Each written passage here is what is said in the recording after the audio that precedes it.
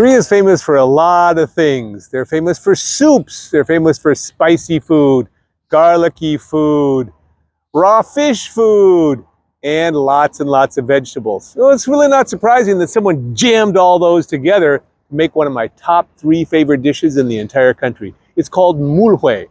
Mul means water, hue means raw fish. Pretty much self-explanatory.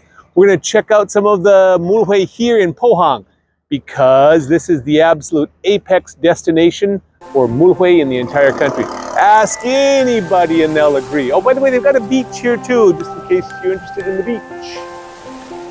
First stop is the locals' most favorite destination. How do I know that? Well, I grabbed a whole bunch of locals and throttled them and demanded to know where's the best mulhue. The unanimous answer was this place. Dolgore Hue Shiktang. Doesn't say anything about the dish here. The hue just means raw fish, but that's what they're famous for. These are the fish that they actually put inside of that raw fish ice cold soup that we just had. So you'll notice that there's different colors in here, little different shapes and sizes, and you'll notice a little bit of the marks from fishing, which means these are wild caught fish. These are not farm raised fish. These are 100% natural fish. Number of different choices for the raw fish soup. This is the one you want to get. Yuksu mulhue. Yeah, not really a meat stock used in there, but that's okay. Translations really make things interesting when you're in a foreign country.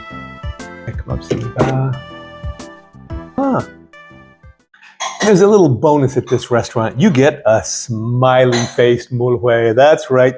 Your frozen sauce at the bottom, which is critical. It must be frozen. And all this stuff on top is in the shape of a smiley face. One of the things about mulhue you want to do before actually mixing it together is eat just the sauce by itself. That's going to tell you the quality of the mulhue dish. It is absolutely fantastic.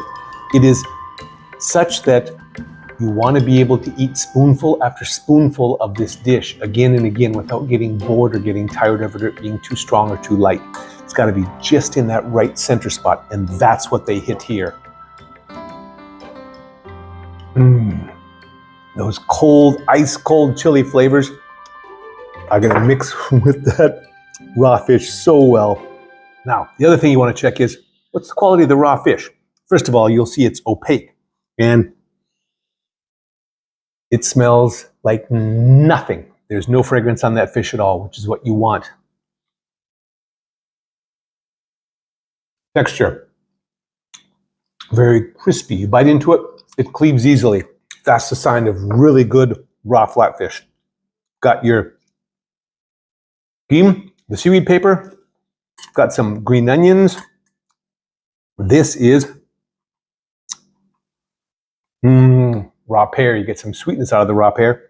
Sesame seeds, some raw cucumber. Now it's time to mix everything together.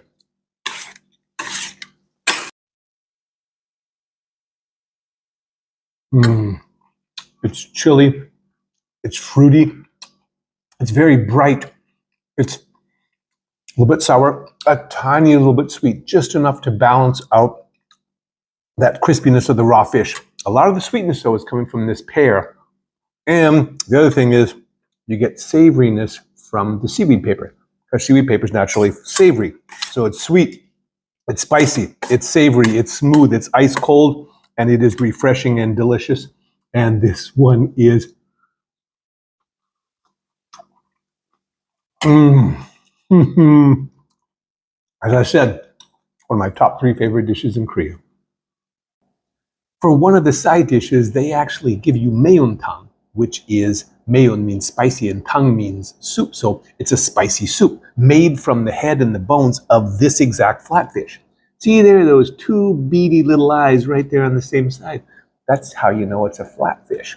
So you're supposed to take the soup, put it in this little bowl, or if you're so inclined, just go directly. That's a mighty fine fish soup. That is absolutely humming with the flavors of that fish. So you're here in the winter, you're here in the summer, doesn't matter. Just make sure that whatever you want to, temperature you want to leave when you go outside, that's the dish you have last, the cold one or the hot one. You're completely covered. Stop number 2, the favorite tourist destination for Mulhoe in Pohang. It's called Wanyo Head Cheap. Head Cheap is kind of a different way of saying raw fish place, but their real specialty is the Mulhoe. Slightly different take here. You have the actual raw fish and the vegetables separated out, and you've got a big bowl of that icy cold soup. There's no smiley face in this one. But with this much icy cold soup, the smiley face is here. You've got your soup here, your spicy soup, the mayo tongue. You've got that. You've got a few side dishes plus noodles. The noodles, I'm guessing, are going to go in there or in here. Or those noodles are pretty soft, so they're going over here, actually. Now, this is the one and only time you will ever see me doing this. I've been here before, so I happen to know that underneath here, hidden on this raw fish, is a big mound of garlic. It's raw garlic. And yes, I'm so ashamed to say that I'm going to take this raw garlic out and I'm going to put this raw garlic in a side bowl. I'm going to bench it for a while because, in my opinion, honestly, raw garlic is too strong for this soup. Oh, I have to choke those words out. There is a little bit of spicy sauce here. Pretty much gochujang with a little bit extra things mixed in. Now, on to mixing it. Oh, actually, no. We need to taste the soup first.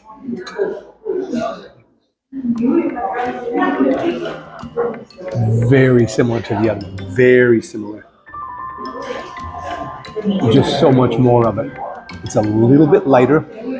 But again, you can drink this all day long. It's refreshing. It's a little bit sweet. It's a little bit sour. It's a little bit spicy. It's just perfect for this raw fish. You can use the scoop or you can just go in directly. And since, well, we want it to keep the temperature as best as possible, I'm going to put it all in.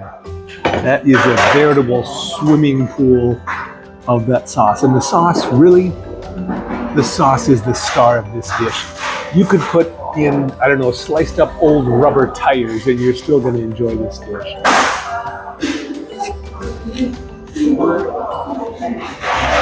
Oh.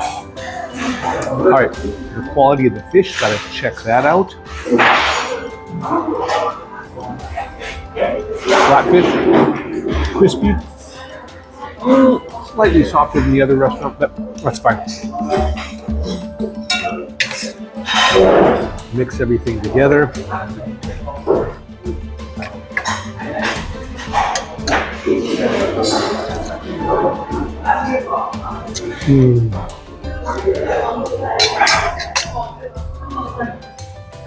One small step below the other restaurant. You still get the froth, the frosty, chilling, really refreshingness of the soup, along with those bright fruity notes, and then get a little bit of sweetness, a little bit of spiciness, but it's just not quite as bright, not quite as good as the other restaurant. However, maybe on one day this will be better, maybe on the other day that one will be better. Just differences in how they make the sauce that particular day. Add a little bit of garlic back in to test my theory that it was a little too strong. Just a bit of garlic, not too much. Enough so you can actually taste it. Garlic's too strong for the dish.